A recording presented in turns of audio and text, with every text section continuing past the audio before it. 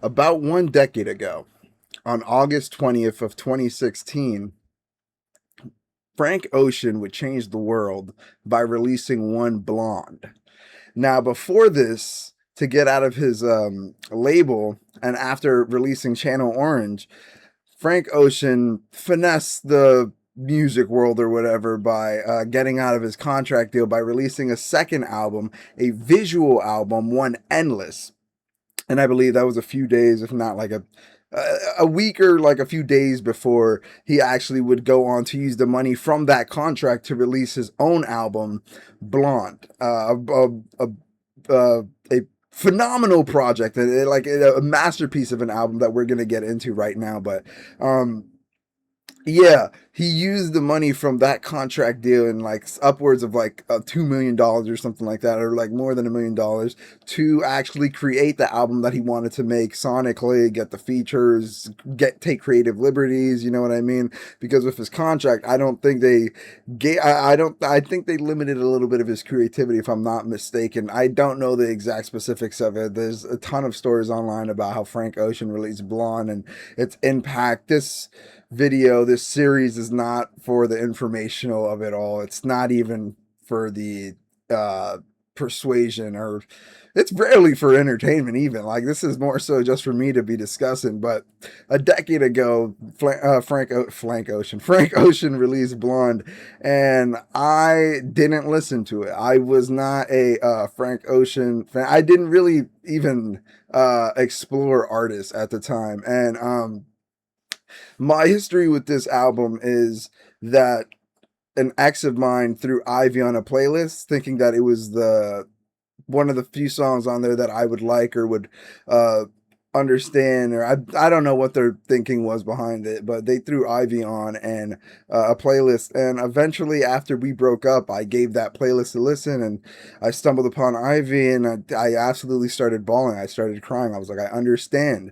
You know what I mean? I understand it now. And after that breakup in 2020, I went back and listened to the whole playlist and a bunch of songs. And that first reaction to Ivy, I remember I was walking in Grand Central Park and just crying. And then I threw on Self Control, because that was I think another popular song off of the album. And like I looked up sad songs, and it was one of them. So I was like, let me look up like sad songs and let me listen to this song off this album. And I absolutely started bawling my eyes out to Self Control. It's my favorite song of all time, in my opinion. The best song ever written, best song ever created, but that's really biased and stuff like that. But it helped me out at a very, very low and negative point in my life. Really insane, like TMI, but really was thinking of maybe not being in this realm anymore. And just so many negative thoughts and stuff. And this album, this artist really helped ground me and like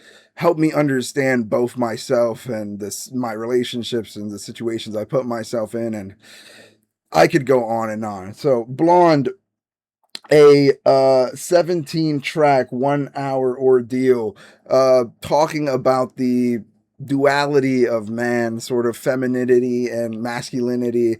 The album cover itself is perfectly visualizing Frank Ocean sort of crying to himself in a bathroom. It has the word blonde written on it without the E, sort of the masculine version, and then the actual album blonde being spelled like blonde hair, Blonde, the E at the end adding a little bit of femininity. Now, this album came pretty unexpected to a bunch of people, and sonically was something that people were not, I think, necessarily expecting, because Endless, just before this, seemed like a collection of sort of scattered thoughts and sort of unfinished songs and experiences. It didn't seem like they were songs as much as they were, I mean, sonic experiences to like go through. And some of my favorite Frank moments are on that, from like Comme des Garçons to Xenons to Rushes to Wither, like absolutely phenomenal. So it comes to a little bit of a shock when Frank Ocean starts off this album Nikes with like a high pitched chipmunk vocal over like really weird like sounds of like like reverberated hi-hats and really empty open space, and really simple percussion following just like a train of thought vocal, you know what I mean? But in the catchiest, smoothest way ever. So like it starts off with Nike's an incredible beginning to the song. It sort of immediately challenged listeners to be like, this is a pop album, this is an R&B album, this is like an experimental, not experimental, because a lot of the songs are like pretty solid, set in stone, like experiences, and you know, not experimental as much as again Endless, and more concrete and solid of a formed opinion or thought. But Nike's leading directly into Ivy, directly into Pink and White, insane 3-track run. If you're unfamiliar with the songs, Ivy is just like a pure confession of like a relationship gone wrong. Nike's was a little bit more so just of sort of a freestyle thought, and like a sort of a checkpoint place for Frank to just sort of acknowledge where he's at. Ivy led to the like the realization of a relationship failing, and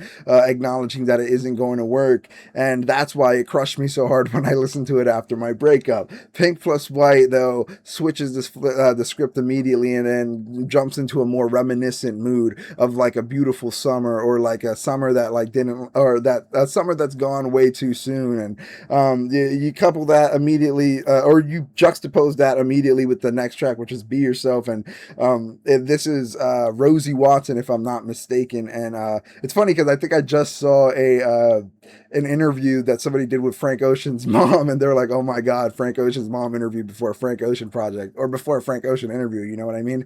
And she talks about her not actually being the person on the album, and how she could have given the advice, but I mean, like creatively, it's what Frank wanted to have somebody else, like a friend of his mom's, do it. I don't know. It's just, I don't know, something about the like the nasally voice of it, leaving a voicemail. It's essentially just like a 40-second voicemail, or like a minute long voicemail, I don't know, of his mom telling him to, or a mother like figure telling Frank, or the listener in general, to be themselves, to, you know, stop wanting to pursue drugs. Actually, for a while, and I think it might even still be no, I think it's something about Icarus, but for a while my bio on Instagram was sluggish, lazy, stupid, and unconcerned, because that's what she says happens when you start smoking pot and you become a weed head, because people who become weed head become sluggish, lazy, stupid, and unconcerned. And I was like, man, I kind of really did after I started really getting into weed and shit. And so, I mean, that's just a really nice lesson. Look, like this album, I think honestly is flawless. Even the few interludes, which Frank does this thing throughout the album, sort of akin to how Kendrick Lamar does, like the poem that expands throughout the album. Frank has this motif of, I think, the piano selection, a piano section of a song called "Running Around" or something like that. And it's like dun dun dun dun dun dun dun dun dun dun dun dun dun dun, and that appears sometimes throughout the album. This being the first time, I believe. And yeah, like it's really funny because she ends this on saying like, don't do drugs, don't get in the car with anybody who's inebriated. And immediately it cuts to Solo, a fantastic song that I sing in the shower all the time. It's just the timing that Frank has with his delivery and the lines. Solo that I not I'm thinking of the Solo reprise or reprise or whatever. No, Hand Me a Towel, I'm Dirty Dancing by Myself off that tab. I mean, it's really like it's spoken word. Honestly, it's really like spoken word over like instrumentation, and like the instrumentations perfectly accompany the vocals. I mean, like specifically for Solo, it's just like a open ended piano, or like a piano that leaves open space for Frank to sort of just like move around the notes. It's really everything in this album is completely intentional, and it's like one of my favorites ever. Like I just Solo is just a song that you can't help but sing along to it. It's really fast. It's a rapping sort of portion at times, and it's just it's the double entendre of being solo, like on your own, but also tackling the idea of being very low, so low. You know what I mean? I mean, you should know this by now, but I wanted to gatekeep this album when I first heard it for a while, and that's stupid, you know what I mean? But like, I was like, oh man, I really hope like none of my friends get broken up with and listen to this album because this fucking destroyed me. But I was like, I'm just super fucking emotional and shit, and like I'm just a mess and stuff like that. And I was like, oh my god, I gotta protect my friends. They can't go like through a heartbreak like this. Like I was just a fucking ignorant, like a naive moron who was just like, you gotta experience these emotions, man. You gotta experience these emotions. You gotta I mean, you don't have to listen to the album or whatever, or feel anything about it. But I was like, dude, this is so incredibly impactful. And I was like, I don't know, damn, I don't know if people can handle this, whatever that means. But yeah, no, Solo, very much so like a spoken word rap situation, talking about like how the lows of life and like sort of the double entendre of also just being on your own solo, maybe following a breakup, maybe just finding yourself and knowing what you're capable of essentially. So Solo, absolutely beautiful song. I don't think I mentioned in Pink Plus White, but it's like a known fact that Beyonce has vocals, backing vocals in that song, and they're uncredited. So it's like, imagine having Queen Bee on your album and not crediting her because you're the star. You know what I mean? If I'm not mistaken, there's a story about Beyonce listening to, I think, a song off Nostalgia Ultra or like a mixtape or something like that. Like it was a Frank Ocean song or single or whatever that went out, and she was like, "I absolutely need to have this guy on my album." And I think not Kanye, Jay-Z flew him out or whatever to work on some stuff, and that's where I believe he also worked, or that's where he got his start to actually participating in the Throne or Watch the Throne, not Watch the Throne. Was it Watch the Throne? The Jay-Z and Kanye album, where they had No Church in the Wind or No Church in the Wild, and Frank Ocean became like a prominent part of culture, bro. You know what I mean? Like he just, oh my gosh. And then he showed up on the end of New Slaves, Kanye West's incredible song off of Yeezus and stuff. Like Frank is an incredible talent, and people recognized it pretty early on. And so it was really crazy that she had backing vocals for that. But I'm only remembering Pink and White, because it's sort of a beautiful, slower song. I mean, it has like its upbeat tempos or like its moment, and like it's enlightened or like lighthearted aspect of natures and topics. But Skyline 2 is just another song that's reminiscing on summer not lasting long enough, and the taboo nature, I think, Frank is talking about like potentially like cheating on somebody or like pursuing a relationship that may not be completely fulfilling to both or maybe either party. Really, really sad. Well, I'll be honest, not one that I particularly come to, but whenever I like to play this album, if I'm not listening to like Self Control, Ivy, Nikes, or like Nights, hell, even like Good Guy. Dude, every song, I listen to all these songs both individually, but a lot of times I'd like to go and listen to the song as the album. Like Endless, for example, I kind of have to because like it's all just like one long music video on Apple Music. But when it comes to actually like these songs coming up on shuffle and stuff, I don't skip a song off of Blonde typically. You know what I mean? Unless like I'm like in a drunken turn phase, like I don't really want to be singing Self Control. Well, I kind of do want to be singing Self Control when I'm drunk. I'm gonna hopefully be on that type of time later, but yeah, Skyline 2, a little bit more of a chiller song, but still like phenomenally deep and has a great message of just reminiscing, honestly. Like it does talk about like the summer not lasting long enough also, and yeah, just incredibly visual sonically, bright and like melancholic at times for sure, but I mean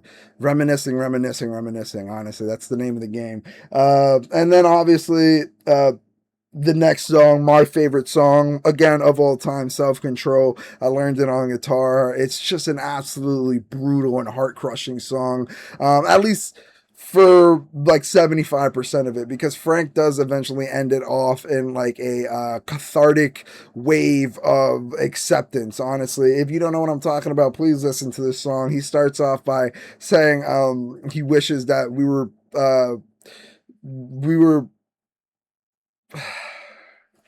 man, oh man.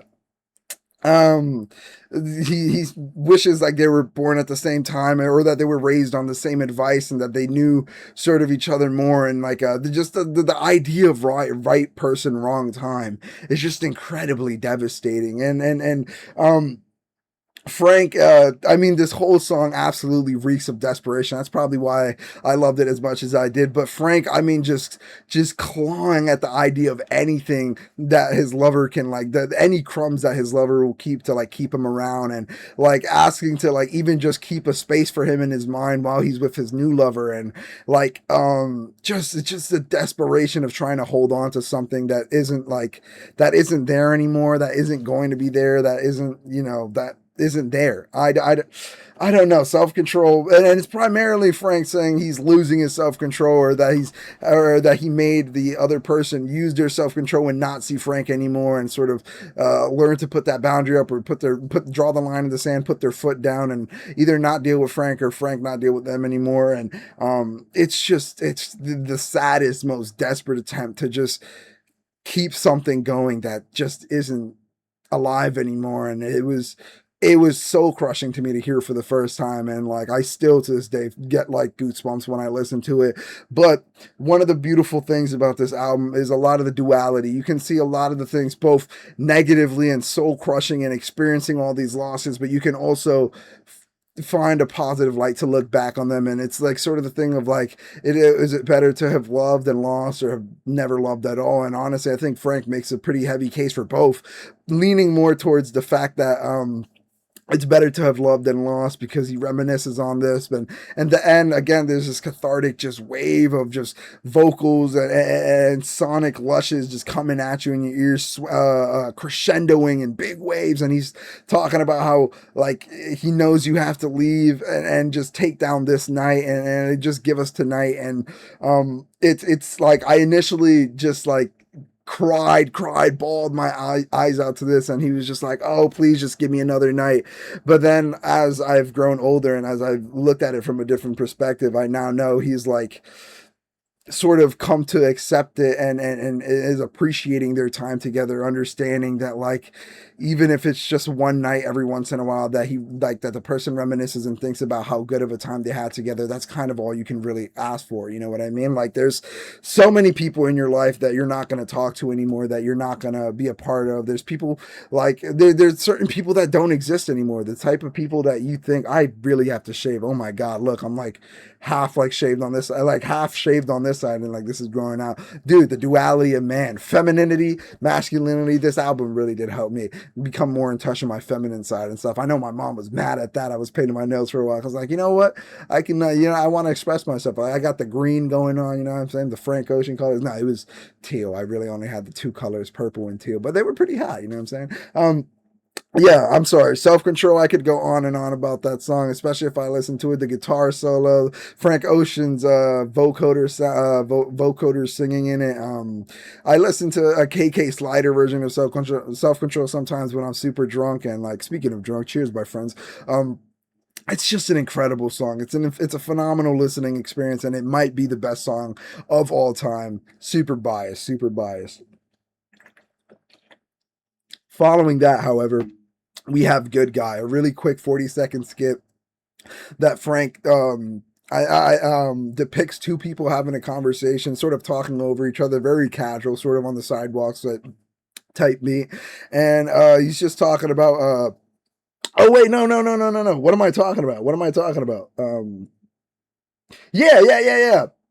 It ends with a conversation of two people like sort of talking over each other. But the beginning of Good Guy is Frank discussing a date that sort of went wrong, and right at the same time it was a good person, but they sort of didn't connect. And I don't know. It's just like a simple anecdote about like some people just not being right for each other, or maybe not even being wrong for each other, but they're not necessarily being any like spark or anything. Especially if you compare it to past lovers, or an expectation of love that you may have. You're like, dude, you're a good guy, but it's just not what I need right now. You know what I mean? And it's pretty devastating as well to come to a realization that like you're on a date with somebody and you're just like, man, we're not compatible, even if like things are like going well and there is synergy, and you're just like, this isn't end game. This isn't just what I want or whatever. It's pretty sad. And then it ends with a conversation of two guys talking before it cuts into the halfway point of the album. But they're discussing something about like, oh, I don't even like Jasmine anymore. Jasmine fucking wrecked my heart, which is really funny because my sister's name is Jasmine. So I sort of think of her, whatever I think. I'm like, Jasmine, whose heart are you breaking? You know what I mean? But no, it's a phenomenal short little section talking about like just what isn't right, you know what I mean? What doesn't work, and you can't really fight that. And like you could be the best guy, you could be a really good guy, but maybe the person just isn't looking for a good guy right now, you know what I mean? And you know, it's the same message of right person, wrong time, or unrequited love, or just not the right time or whatever. And so that's pretty sad as well. But then that goes that's the halfway, or no, actually the next song, Nights, is the middle of the album. About halfway into the song, it is the halfway point of the whole album, and that's when it sort of, the beat drop happens and it switches and it becomes sort of like the second half of the album. And I'm not exactly sure which side is like masculine or feminine.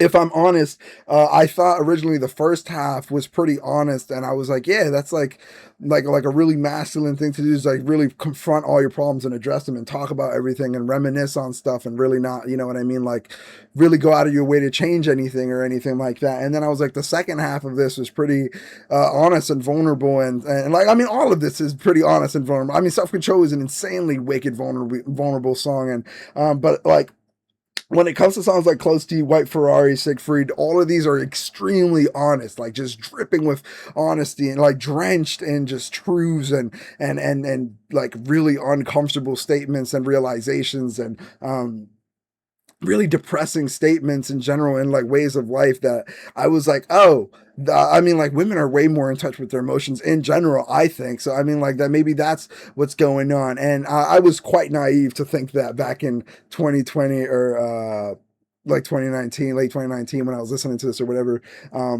But yeah, I was like, uh, I thought the second half of this was like more feminine, but then like, and I was like, dude, I also really don't super love the second half of this album. Like not that I don't love it, but like I super love the first half. Like, I mean, like I like perfect. Like I really go out of my way to listen to the first half of Blonde like all the time, especially like Self Control, Ivy Nikes. Dude, solo in the shower all the time. So like the first half for me is super strong, and I just think like the songs on the second half of the album, yeah, on the second half of the album are just a little bit longer for my taste, and like especially because I can't sing along to them personally as much. I just don't. I can't catch it. I can't catch Frank sometimes. I don't know as much as the lyrics. Like Solo Reprise. Like I really can't rap that. I mean, Facebook Story isn't really much of a song as much as it is like a tale, like an anecdote about how like superficial relationships have become with social media. But Siegfried and then the Futura Free, like I find myself not being able to keep up with them as much. But I mean, when I do catch that flow, when I do catch that pocket Frank Ocean is in, I'm in that shit. Absolutely, for real, shall we? Yes, sir. But yeah, Nights, it divides the album. Oh, but I was talking about how the first half was masculine and the second half was feminine. But now, honestly, I think the first half is feminine and like the second half is masculine. That's just what good writing does, dude. You can just sort of make connections to whichever, just because of how potent these lyrics, these portions of music, these instrumentations, these concepts are. They're so potent, man. Every line, 4 or 6 different meanings. Like I swear, no, okay, maybe not all that much, but like literally, like one of my favorite things. The reason the reason this channel is called Angel's Reach is because the interpretations that I have for a lot of these songs, albums, movies are reach. They're things that make sense to me. They're things that I love. It's not just because Halo Reach, that's my favorite Halo. Obviously love that stuff. Also a nod to that. But I mean, just the things that I reach for, the things that I want to make sense, that the little connections that I try to like reach for in my brain, that I claw at, that I sort of tie together and make sense of loose change for. Like this is what I do it for. And so the first half now I'm thinking is a little bit more feminine, a little bit more honest, reminiscing, and like warm, bright, lighthearted sort of like both sonically and lyrically, like a little bit more soft and like again reminiscing. And then the second half becomes a little bit more brutally honest, blunt, a lot colder in my opinion.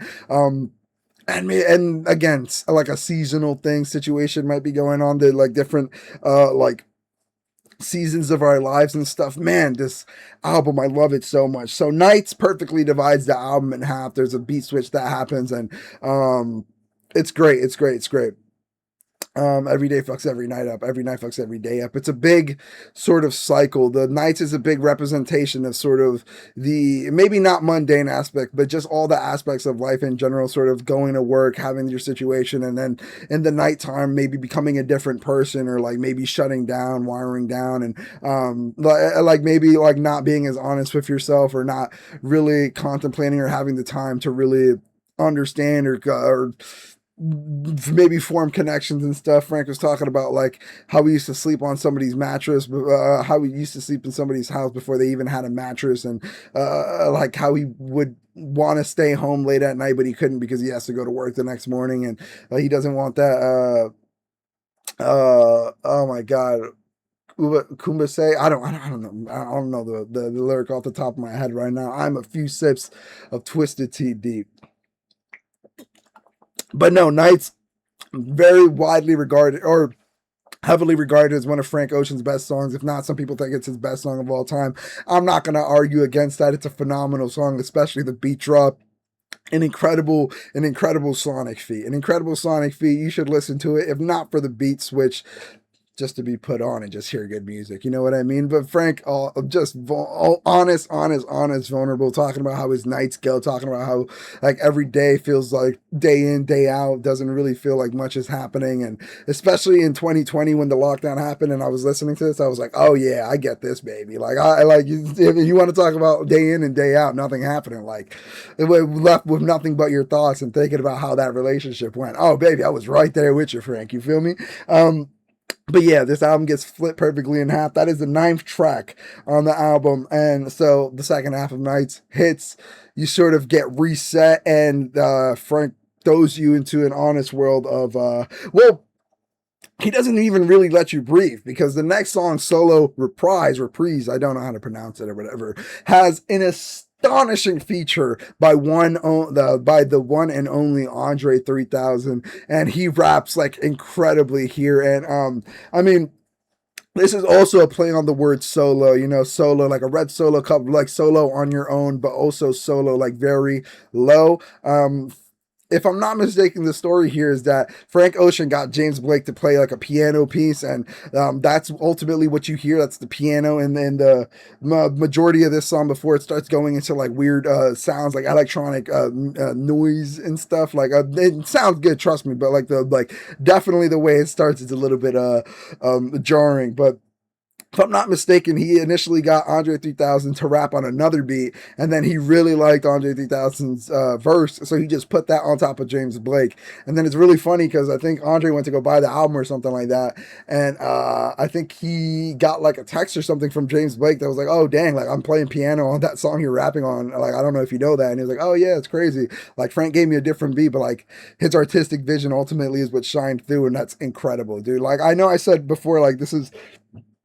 One of the songs that I can't necessarily follow, but when I am following it, oh my God, I absolutely love it. Solo that I can see under the skirt of it. Solo that I don't get Hannibal when I Geronimo, I just go, oh my gosh. But Andre 2000 in this part, and also Frank is just really discussing sort of the fraudulent nature of everybody coming to a realization that like, maybe I'm so low because I'm supposed to be low. Maybe everybody gets low. Maybe like, maybe I'm thinking too highly of myself. Maybe, you know what I mean? Like, Solo that there's a hole where this once was a polo. How fitting. Solo that I don't give a fuck about what is trending. Oh my God, it's such a good verse. I love Andre 3000. I gotta listen to some more Outkast, but. No, just honesty on top of honesty on top of honesty. Andre talking about how he thinks he put too much work in because all these other rappers have ghost writers and they're not even like writing their own flows, and he's feeling extremely low, and he's like maybe I deserve to be feeling this low, and it's an incredibly honest and open statement about just just being down in the dumps, man. I don't know, depression, honestly. Like it really touches upon the unsatisfaction of the mundane life. And I mean, like, I'm here for it, absolutely. So that's Solo Reprise, pretty sweet. It's one song that I super can't get behind. I remember going to a CBD joint, like a hemp place. Shout out Moose Moose. Shout out my man Manolo. Shout out my man Mika. Micah, I think Mika. I think it's Mika. And I remember he played or Pretty Sweet came up on shuffle, and I was like, oh, dope. I think it uses the Amen Brother beat, break beat or something like that, the drum fill. But I think, if I'm not mistaken, because I don't listen to the second half as much, and specifically Pretty Sweet, I think it's just I still think it's a bit jarring sonically, because it's like a bunch of like crescendo, like a bunch of strings like sort of tensing together, and like a fair amount of dissonance, and then like it has a bunch of kid vocals talking about we know you're sugar, we know you're sweet like a da-da.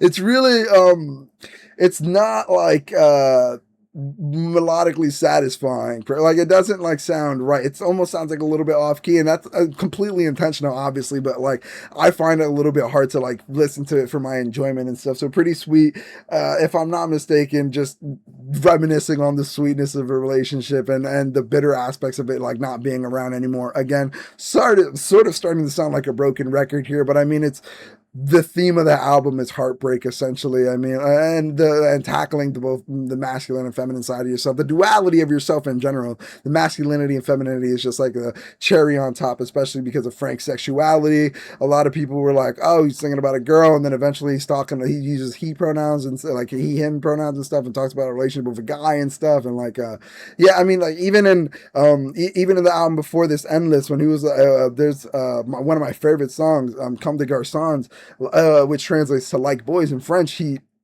talks about like he got maybe it's Xenons.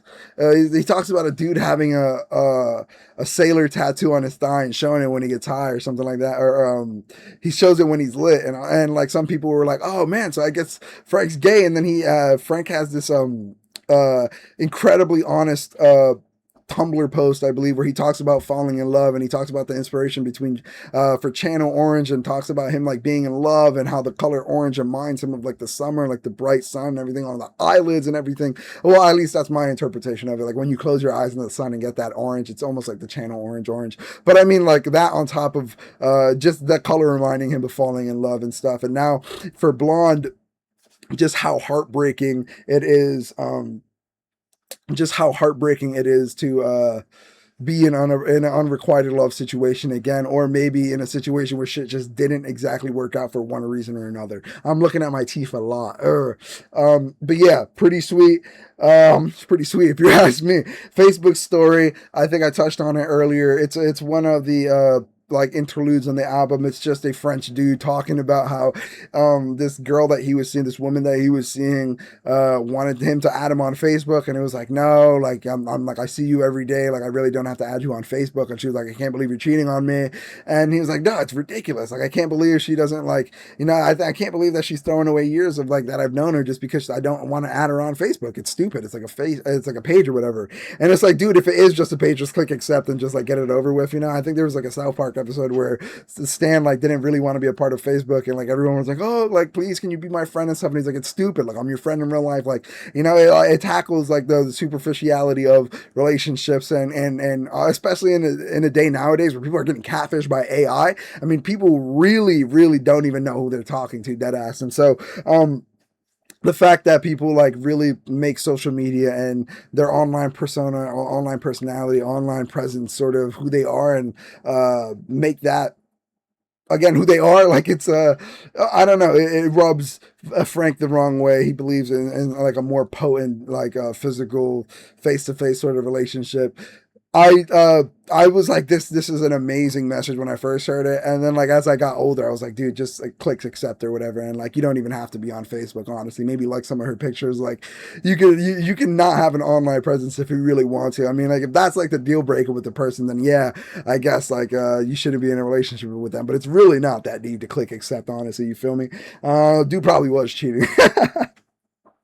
Dude probably was cheating. No, That's track 12 Facebook story. Close to You samples a Stevie Wonder rendition of a Carpenter song. Why do birds suddenly appear every time? Okay. That I'm near, ooh you baby. But there's a online video or a YouTube video, I think, or somewhere out there is a video of Stevie circulating the net of Stevie Wonder playing a talk box. And when he like introduced the concept to it and the host was like talking about it, people were like laughing at him because they're like, this sounds ridiculous because he's like, and people were like, there's no way this is going to be good. But then he goes into the Carpenter's rendition and it's beautiful. And Frank samples that in this song. If I'm not mistaken, the running around motif, the piano selection that gets played throughout the album was on Facebook story. And I think also in the end of Close to You, if I'm not mistaken, I might be bugging out for that, but Close to You. If you don't know of the, I think it's South by Southwest performance that Frank Ocean has, he actually brought on Brad Pitt on like the big screen, and if I'm not mistaken, he was like in front of the crowd or something like that, like in a special section, and he was supposedly like in a phone call, just acting out like this heartbreaking, receiving this heartbreaking message, and Brad Pitt is known to like be a little bit of a fan of Frank Ocean. I think there's a clip of him saying like Siegfried is his favorite song, but then also when he was going through his breakup of Angelina Jolie, I think he also talked about Close to You helping an extreme amount in that song, and with that breakup. And it's a song that is very sweet. Like you didn't have to hold my hand, but you could have at least made it a little bit easier. I just want to be close to you and stuff. And yeah. I mean the Carpenter sample, the Stevie Wonder doing it, and just like the brutal honesty of it all, and like almost the melancholic acceptance of a relationship that's not there anymore, and like still wanting to long for the person and be there for them. And it's sad, man. It's sad, man. It's very sad, but it's also kind of warming in a way to understand that this person still cares, to see that this person does become like a bitter, angry, like hateful, person that, I mean, and not that that's not justified sometimes. Like if you're like with an asshole in a relationship, or like somebody who's abusive or something like that, you're completely justified to hate them after this fact. And it's really easy to go into anger when you're going into negative emotions and dealing with stuff. And it's sort of very, I guess, mature, or like a really way to preserve your peace, to go about it in a much more passive way, I guess. Close to You, just a really honest, light song about not being able to take a breakup well, and not necessarily blaming anybody, but wishing it had gone a little bit smoother. We're almost done here. I really do want to talk about every song, because every song on this album is fantastic, beautiful, flawless. Like I love it so much, just because I think the first half is like out of this world does not mean the second half isn't beautiful as well. Like, I mean, people, if you said you like the second half more than the first half of Blonde, I'd be like, that makes complete sense, especially depending on where you are in life and sort of what you're going through, and what you need to hear, what you think you need to hear, what you might want to hear. This is exactly the case. And so um, White Ferrari, God, one of the best Frank Ocean songs of all time. Just the idea of wanting to appreciate a relationship while it's actually happening, sort of. I think it becomes like way philosophical and thought provoking and deep. Same thing with Siegfried. Honestly, that becomes like a really like an Inception, like folding on itself, like potent story about like heartbreak, but and like acceptance of what's lost. But White Ferrari is reminiscing to like a whole different extent. Like, I mean, he talks about the clouds looking like white Ferraris and how dangerous it is to talk during these rides, meaning like, can we just sort of like love each other and like accept that like we love each other, and like maybe not think about how this might not be end game, and like how we might not be together in a few years or something like that, because that happens, especially if you're not dating to like marry or anything like that. Like just enjoying each other's presence and maybe not bringing up things like that. And I mean, it's young dumb love, you know what I mean? Like, it's like two people laying on a field looking at clouds being like, that one looks like a white Ferrari, and Yeah, I don't know. It just captures the innocence of a relationship. A lot of the time throughout the album, Frank has a lot of white visuals, from like white lines to Virgin Wears the White to Pink plus White to White Ferrari. Like this idea of innocence and youth or purity in a way, or like an untainted relationship and stuff. Untainted relationship, even with cousins and stuff like that. He got a girl. He got a side girl. She carries the scales and stuff. Like, it's really, oh my gosh, really just incredibly self-aware and thoughtful. Just really understanding his youth, his innocence, his sort of life before the relationship started becoming a little bit more complicated, and before he had more questions about himself and where he was at in life, sort of what he wanted and what, like, both parties wanted, what they were coming to, what they were willing to compromise for, and what have you. And it's an insanely great song. It's also really catchy. It's not like one of those songs, really, like a few of these in the album where I have a hard time keeping up and stuff, or like I don't find it as catchy. White Ferrari is an incredibly accessible song, really sweet. And it ends with this sort of spoken word of Frank talking about how he's trapped in his mind, and how it's just a brain. It's just a head. You could really like leave your own skull and go into somebody else's mind, be a part of their world, and sort of, honestly, I used to say for a while that I think everybody has their own bubble in their head, and the idea of you being able to write something down or create art, or say a sentence and have somebody be able to enter your bubble, is an incredibly amazing superpower and feat that people don't talk about enough. You know what I mean? For me to visualize something and for me to put you in it, like, that's why I love directors so much. Like, the idea of like being able to like have an image in your head and make that happen. It's insane. It's insane, especially how you want it to happen and to evoke the emotions you evoke. I think White Ferrari is just an incredible representation of that, an incredible example of just Frank using his songwriting to a whole nother level and just being great, just being a great songwriter, greatest songwriter of our generation. Let me stop. Let me stop. I know some people are like, hold up, wait, but have you heard? Shut up. I haven't.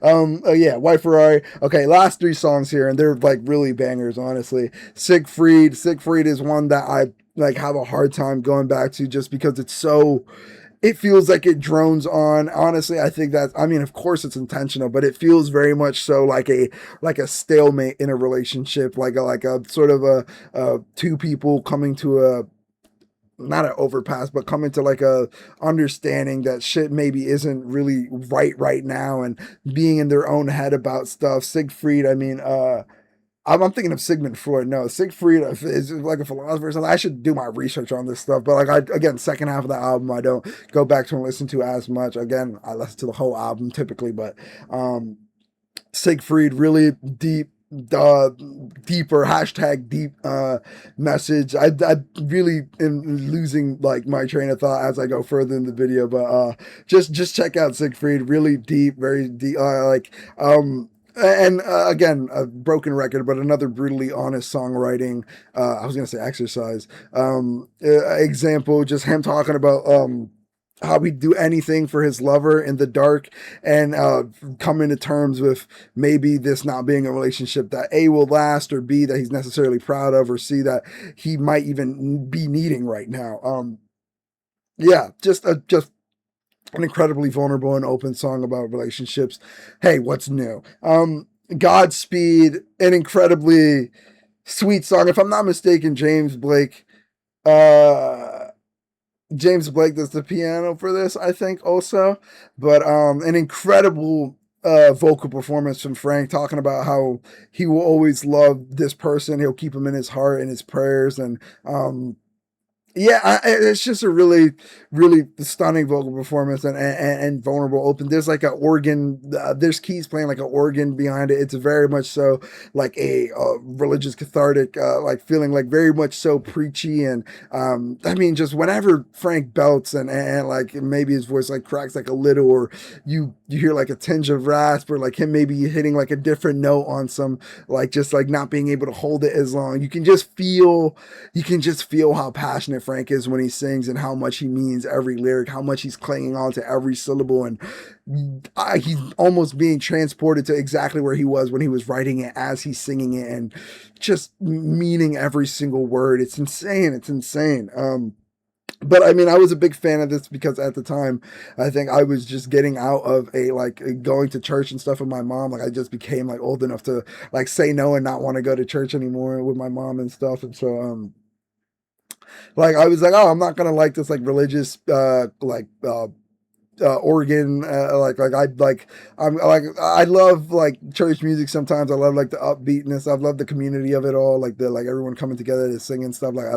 I love a psalm, you know what I mean? I'll do the rivers of Babylon, like like when like group singing, like I'm there for it completely. But you know, it's just like the rules and aspects of religion that I wasn't super there for. But you take like a beautiful organ, you give like phenomenal vocalists like Frank some space, and couple that with potent lines about not wanting to let go, uh, about how they'll always be loved, how there's always a spot in the table for you, how you left your life for everything and you might not like be happy with what you got. I mean, Frank talks in this album, and he has talked before online about how he moved to Louisiana with just like 200 or I think it was like with just like $200 in his pocket after he made his home studio, and then Hurricane Katrina hit and he had to move back to I forget where he was staying, New Orleans or something. No, I think that is Louisiana. But I forgot where he had to go back to where he was staying and stuff, but maybe like Cali or something.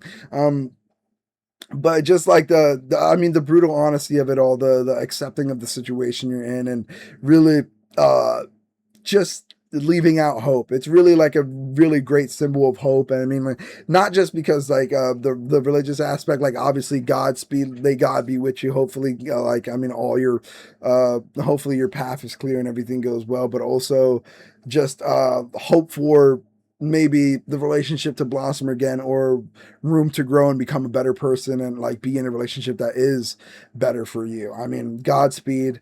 Absolutely love it. Absolutely love it. And that, ladies and gentlemen, brings us to the last track on the album, Future Free. Now, what's devastating about this album is that the first half is a song. The first half is a song. It's Frank sort of and like I cry thinking about it all the time, and I cry when I listen to it too, because he's it's very similar to Solo, where but much slower, where he's like almost spoken word in a way, with like accompanied by just, I mean, minimal instrumentations. I mean, they echo and the reverb, and like they have like a phenomenal sweet spot in your ear. But honestly, it's another sort of checkpoint place where Frank is just sort of talking seemingly to his mother, but I mean just to anything greater than him that I guess wants to listen, that is sort of observing him. He's talking about how he used to work for $7 an hour. Now he's standing on his feet making 400, 600, 800K, mama. I'm playing shows, mama. They're paying me, mama. I should be paying them. Oh my gosh. Oh my gosh. He talks about how he doesn't feel like a god. He feels like a guy, but sometimes he does feel like a god because of the position, and how lucky he is to meet the people he's met, and like to have experienced the experience he's had in his life. He talks about how he used to sleep on Tyler's sofa, and like, oh my gosh, man. Oh my gosh, I gotta drink. It's an incredibly bittersweet song. Um, that wraps up and concludes the album beautifully. He really just, it feels like it's just, he's on stage.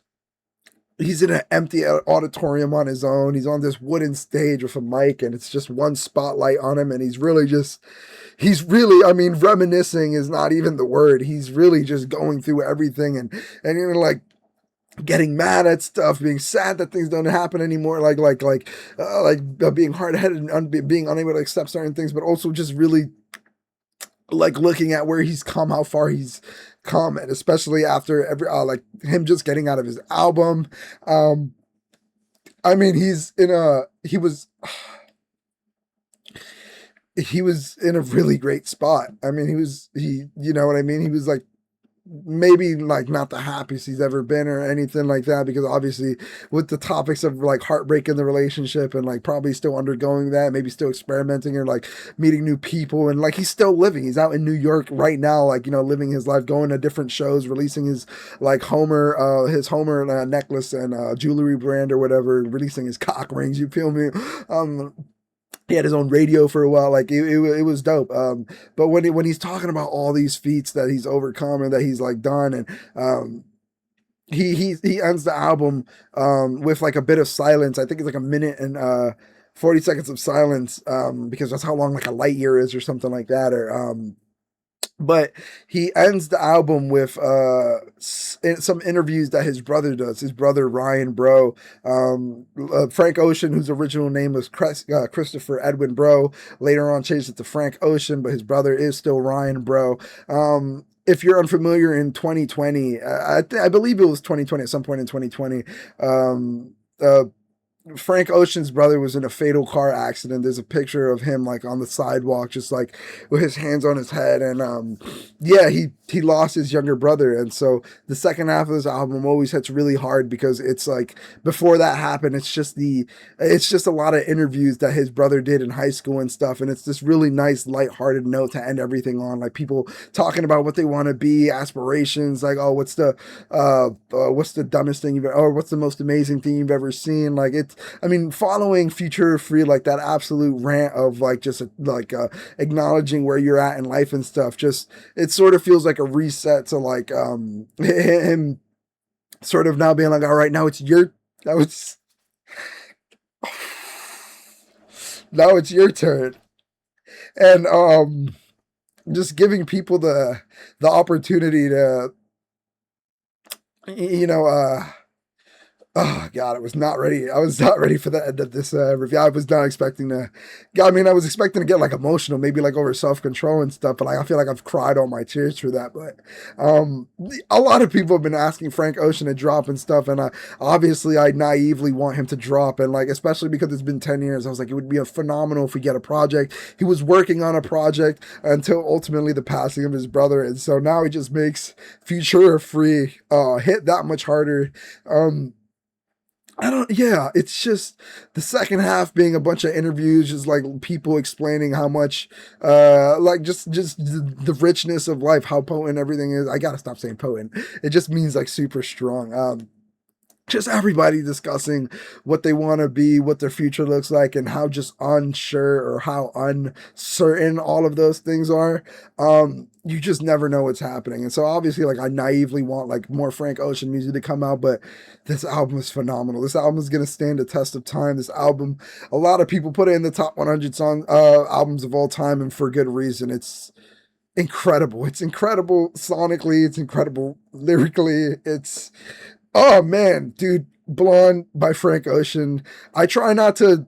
I used to say for a while that like Frank saved my life and stuff like that, and like as much as like I want to believe all that and stuff, it's like a lot of pressure. I think I already said this, but it's a lot of pressure to put on artists to be like, I would be dead if it wasn't for you. You know, like it's crazy. You know what I mean? But the amount that the amount how much this album helped me and helped me understand myself, come to terms with who I am, and the absolute mirror that this album made me hold up to myself was incredible. I wish I would have heard it sooner. I wish I would have gone through a breakup sooner and like matured earlier. I wish I would have made my mistakes earlier on in life. I wish I would have, you know what I mean? It's as much as I want to reminisce on things I want to change and things that I wish went differently, the whole point of that album is also looking back on things and being happy that they happened. You know what I mean? Being happy that you made those mistakes. Yeah, it was your time to make them, and that you had happiness when you had it, that you had love when you had it, and it's just a perfect message of loving, of being, of remembering, of yeah, it's just I don't know, man. Like I was always about like like as soon as like I got broken up with and I realized I had to have a little bit more emotional maturity, I was like, I want to listen to something that challenges me, something that makes me think, something that makes me reminisce, something that makes me, you know what I mean, maybe go about my life differently. And when Kendrick Lamar released Mr. Morale and the Big Steppers, and he talks about all of his flaws and the problems he has, it's just like, and Tyler the Creator also with Chromacopia, like dealing a lot with identity and stuff. Man, music is so good, man. Music is so good. There's a reason this album is in a lot of people's top tens or whatever, one of the highest rated albums of all time.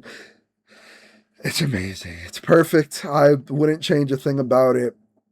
I love it so much. Please, if you haven't listened to Frank Ocean's Blonde, a decade later, it's the perfect time. Honestly, maybe if you just got out of a relationship, avoid it. But even then, honestly, it'll challenge you to maybe see things through a different perspective, or really like, please just like interpret it how you want. Reach for things, like have lines mean whatever you want. And I have this really funny line, like I think in the Frank Ocean subreddit, I was on there for a while, and then I was like, all right, these people, like, it's Reddit, you know what I mean? I got to get off this. But like for a while, I was following the Frank Ocean Reddit, and somebody was like, oh, what's a Frank Ocean lyric that you misinterpreted or whatever? And I remember in the hallway with my partner at the time in high school, we would like talk to each other by the staircase, and we'd have our like actual like faces and like nose on like the actual rails of like, you know, that you would hold on to on the steps. And so in Self Control, he has a lyric where it's like, little virgin wears the white, or noses on the rail, little virgin wears the white. And I think my ex at the time had like a white hoodie, like a white H&M hoodie also, so I was like thinking of them wearing my hoodie and like being in the staircase. And the line actually means like people snorting cocaine, and like being pure, being youthful and innocence or whatever, like being stupid and young, dumb and broke. Shout out Khalid, yeah, young, dumb and broke. I gotta listen to that song again. But yeah, just being young, dumb, wild. And whenever I would hear that line, I would just get transported to high school with my partner in the staircase, and us just like just having a conversation, talking, being honest with each other, enjoying each other's company, and literally having our noses on that rail and like being open and vulnerable. Like, I mean, yeah, dude. And so like it's like reach for things like that, find meaning in things like that. It doesn't even have to be this album. Find meaning in like everyday things, and find a reason to keep going, man. I just had like a really bad breakdown with my mom the other day, and like because I just got fired from my job. I got laid off from my job because it wasn't, you know, exactly the most booming business. And so now that I have like more time to myself and stuff, like I haven't necessarily been in the right headspace, and like a little bit depressed here and there. So I mean, this album was, I mean, all I listened to for 2020 to 2023. Honestly, I was completely drenched in depression and sadness. I was like I went a while, like I went so long without cutting my hair, and that was cool. I got to experiment my hair and stuff, but like I didn't shower for a while. And like, granted, like in pandemic, a lot of people did that too. Overate, gained weight, like got crazier, started talking to themselves more, like a lot of stuff. Like in what's it called? Try to endeavor more projects and stuff like that. Like a lot of changes happened at that time, but I man, just the switch that turned on, the emotional maturity, the understanding, the self-awareness, the recognition of who I am, and realization of like my, not even my personality, just myself, who I really am. It's phenomenal. I'll forever be indebted to Frank Ocean for making me realize that. Obviously, I wish I would have. I wish I didn't have to listen to an album to understand myself that well, and I wish I didn't have to go through a breakup and stuff like that. But I mean, like, something had to happen to make me realize, like, both the errors of my ways are just like uh, how I should start going about life differently. And yeah, just phenomenal album, flawless album, perfect. I go between this and Endless all the time, like as my favorite Frank Ocean album, but this album, Blonde, was really there for me, like when I needed it and when I didn't know I needed it, and even when I didn't need it, it's always like there. Like sometimes late night, I'll like have Self Control or Nike's playing, I'll be singing my heart out, looking crazy on the street, and I don't care. You know what I mean? All right, that's gonna do it for this I was gonna say Movie Monday, geez. Film Friday, geez. Music Monday. That'll do it for this new Music Monday. It's like I think 4 days after as I'm recording this, because this drops on Monday. But at the time I'm recording this, it's a day after the 10-year anniversary of Blonde, and I really wanted to talk about this album. I've never been able to sit down and talk about it. Honestly, I've been kind of scared to because the ending right there was like tearing up. I felt like I would never be able to get through Self Control without crying and stuff. But honestly, like I said, I think I cried all those tears away. And honestly, sometimes it comes back. It comes in waves, honestly. And like I'll like think Self Control is like groundbreaking. I still do think it's groundbreaking, obviously, but it'll like touch me in a different way. And yeah, man, favorite song of all time. But like this whole album is phenomenal. I gotta stop saying phenomenal, potent, phenomenally potent. I was gonna say triple P. What? Double P, baby. Yeah, go check this album out. Listen to it. Let me know what you think about it. Is it overrated, underrated, overhated, understated? You feel me? Let me know. Frank, love you to death. I'll talk to you guys later. Bye.